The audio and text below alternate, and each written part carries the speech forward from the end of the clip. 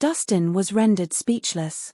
What else was he supposed to think when a girl willingly approached him at night? Too lazy to argue, Dustin merely asked, "What do you need? Judging from today's battle, you seem like a good fighter. How did you do that?" Abigail asked. "Ever heard of elder-level martial artists? I'm one of them, so I can easily handle over 300 opponents." Dustin answered nonchalantly. "Yeah, right. I doubt it."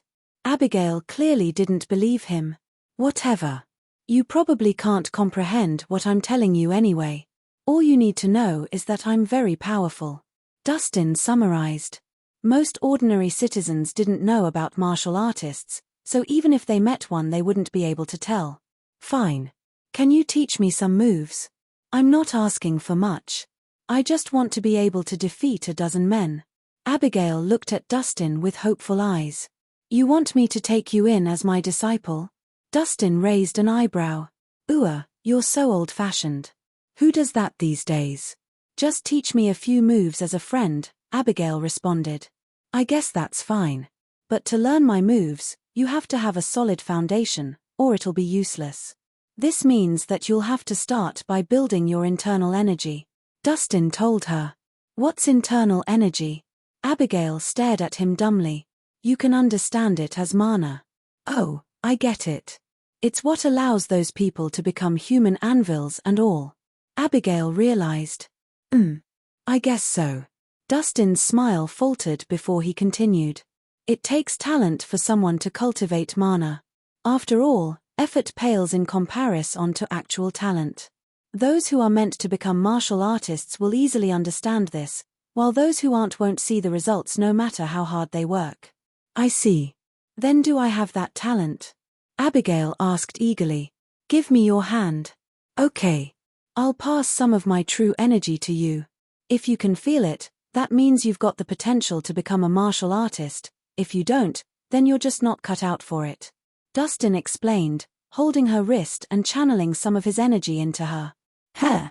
I can feel it, it's warm and tingly." Abigail lit up. "Not bad. You passed the first level." Dustin nodded. Before he could say anything else, his brows furrowed as he realized the energy he had just channeled into her had miraculously disappeared. It was as if something had swallowed his energy completely. How is this possible? Puzzled, Dustin channeled another burst of energy into Abigail, which was quickly absorbed again. However, he had felt it this time. There was a seal inside her body, and the seal was so strong that his true energy wasn't enough to affect it. Fortunately, it was a protective seal that was harmless to Abigail's body and would only come into effect when she was in danger. Thinking that the energy he channeled earlier was a threat, the seal automatically absorbed it. The seal had been done by someone who was either a grandmaster martial artist or stronger and an expert in seal making. In other words, Abigail was under the protection of someone powerful. "What's wrong? Is there a problem?" Abigail asked after seeing Dustin's reaction. "It's nothing." Dustin smiled. "I'll pass you the training technique, but your success depends on you." He wrote down the training techniques for beginners and passed the paper to Abigail. "Study it back in your room. Find me again once you've mastered your internal energy." "Okay." Abigail took the paper and ran back to her room excitedly. "Interesting." Dustin smirked, staring at Abigail's retreating figure.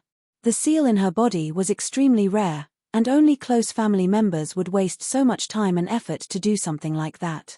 Dustin instantly became more interested in Abigail's mother.